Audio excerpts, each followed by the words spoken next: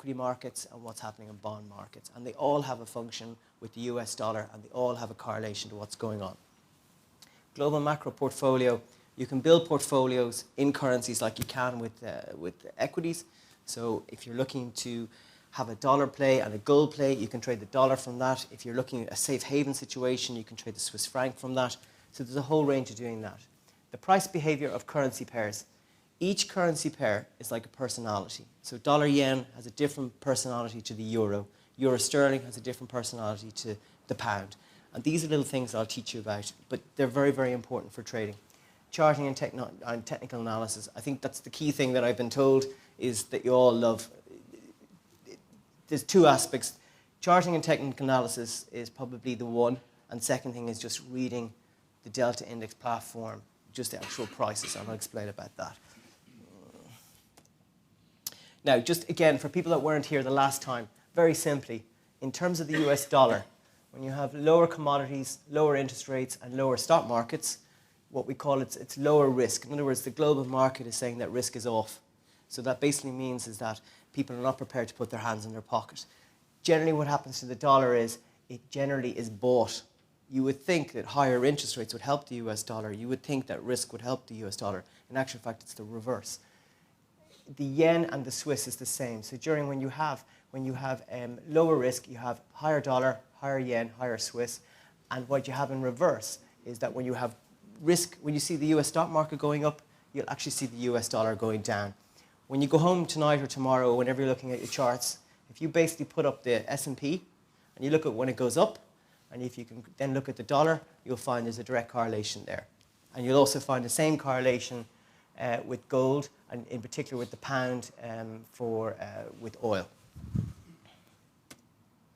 So tonight's presentation, the key things now is, firstly, disciplines for managing your account, your trading plan, how to approach the market, maximizing the list, the quote list, and the platform that they have here in Delta.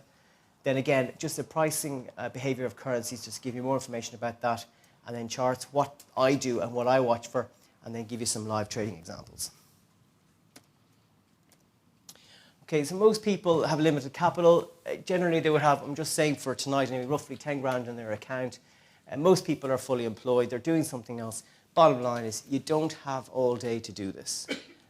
So what I'm going to try and do tonight is that to give you as much information as possible. So in the morning time before you go to work, or when you first sit at your desk, at lunchtime or in the evening time, that you're able to look at the markets very quickly and get as much out of them as possible so that you can make the right decision and try and make some money. One of the big rules here, trading size, basically your stakes that you're putting in the market, it's based on the level of experience and time, right? So if you don't have much experience, as Chris said, just do $1 a trade or €1 a trade. If you don't have much time, place big stops, limit it. Just limit your risk until you have a bit more experience, a bit more time, at least when you're starting off, okay? Because what can happen is, from experience, is that if you have tight stops or you do too big a trade when you're beginning off, or if you don't have enough time, you're going to get stopped and you're going to lose money. And it's not that it's careless or it's reckless. It's just markets are very volatile at the moment, and it can be easily avoided. It can be frustrating because you can see opportunity passing you by, but you have to be disciplined. And when you're disciplined, you increase your multiple by 10 grand or whatever it is. But try and be as disciplined as you can.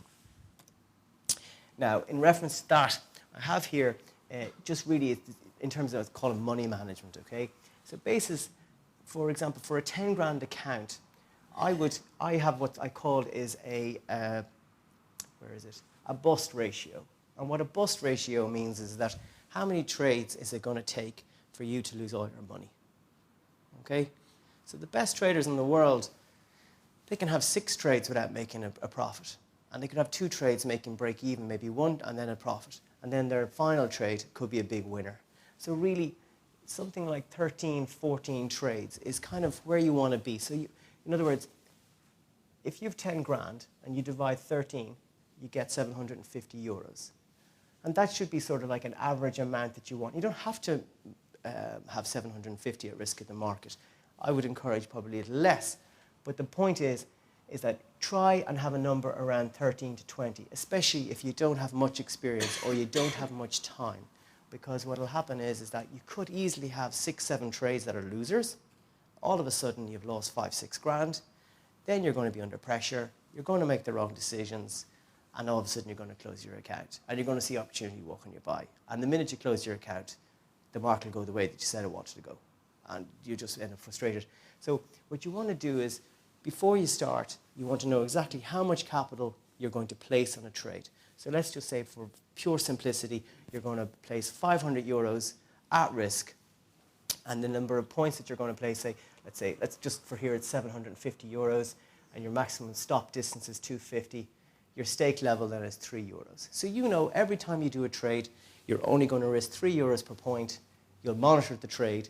You won't get to let it go above 250 loss, and you know that you've protected this. So the minute you start trading, you know what your risk is, and you know what you're risking. So you don't come back from your lunch and go, oh my God, I'm down 2 grand. What happened here? You always know, walking around, you're limited to that, or whatever level suits you. But I would do something like this. If you get the slides, look at this, examine this, and figure out where you fit into this, okay? Your trading plan. You have to have a trading plan. Anybody who's in business, you have to have a plan. If you don't have a plan, you're goosed. We've just done this bit. Define your risk per your account. In this case, we're saying 10 grand, okay? So know what your trade or your stake size is, and know what your stop level is, okay? So when you're walking around, you know when you put on the trade, you have lost already 750 in that case. And you know it's not going to get any worse. Now, hopefully you get a pleasant surprise, but you know where you are all the time. The next thing I would encourage is before you put on your trade, so you've worked out how much you're going to risk, now what are you going to do? So what's happening out there? What's happening in the world? Rather than trading through the Irish Times or going through the Financial Times or whatever, I would encourage you just to go onto the platform, look at the prices, look at the charts, and you'll see trends. And you'll see trends. Look at the big macro things like gold, the dollar index, bonds, and equities. And they will tell you through their trends, and they will tell you on the prices roughly what's happening. In other words, gold is going up at the moment. The dollar has been sold off at the moment. Oil is beginning to come back a little bit. Equities are kind of stabilizing, a little bit volatile. So it kind of means we're sort of at an inflection point in markets at the moment. In actual fact, in terms of today, it's probably the worst time to do a presentation because we really are, it could go either way here. But from another aspect, it just shows even by doing nothing or acknowledging that an inflection point is in the market can show you just how very quickly it is just to be able to say where we are in the world. So in your own time, it will take some time to be able to get up to speed, but by looking on the platform and knowing where markets are and roughly what's going on, it'll give you a heads up, it'll just give you an advantage. Then determine your trading idea. So try and have that trading idea in unison what's going on with the other asset classes. So if gold is going up and equities are going up and interest rates are going a little lower, that generally means risk, or actually, sorry, my apologies, interest rates are going up. Generally means risk is up, so there's a risk environment, and usually that means that the dollar is going to be sold, okay? And you will see then on the charts, on the trends, that the dollar is beginning to be sold off. And what you want to do then is identify a point where you want to get involved, okay?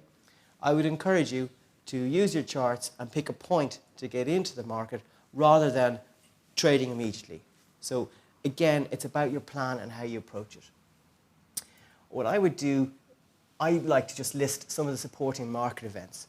This is going to do 2 things for you. Number one is it'll help your plan. In other words, you're doing a trade for a reason, okay? And then by listing the events that will support the plan or not support the trade, will help you to be able to adjust your position or cover your position if something goes wrong and save you money. So let's take, for example, the euro, okay? Perhaps the euro, they might raise interest rates 25 basis points in, say, 3 months' time. And let's say you think Trichet is going to come out and say that, as gold prices go higher, that's going to put pressure on European rates and put pressure on European inflation. Most likely will. So you decide, I'm going to buy this euro against the dollar because I think rates are going to go higher, not by 25 basis points, but 50 basis points, because gold is now trading 1,700, let's just say. So you buy it. In your plan, you risk 750. You put in, what the global trend is, and gold is going higher. You think world inflation is going higher. You define your idea, okay, I think it's going to be vigilance. I think we're going to see 50 basis points, and I'm going to see the dollar been sold off against the